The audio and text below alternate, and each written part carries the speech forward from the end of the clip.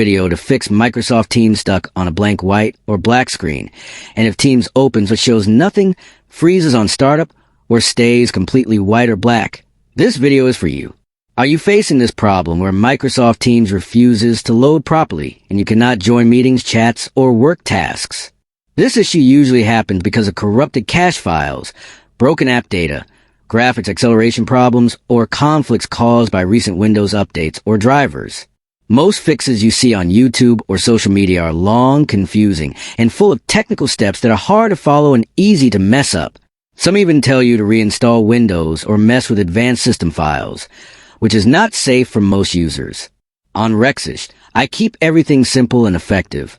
In this video, I will share a secret easy trick that fixes the Teams blank white or black screen issue without reinstalling the app or losing your account data.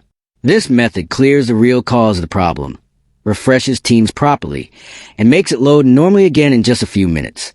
It works on Windows 11 and Windows 10, supports both work and personal Teams accounts, and does not require any advanced skills.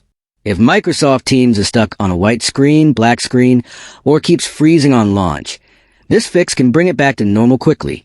If you want a full step-by-step tutorial showing every click and setting, comment below and let Rexish know, and I will guide you until Microsoft Teams opens and works smoothly again.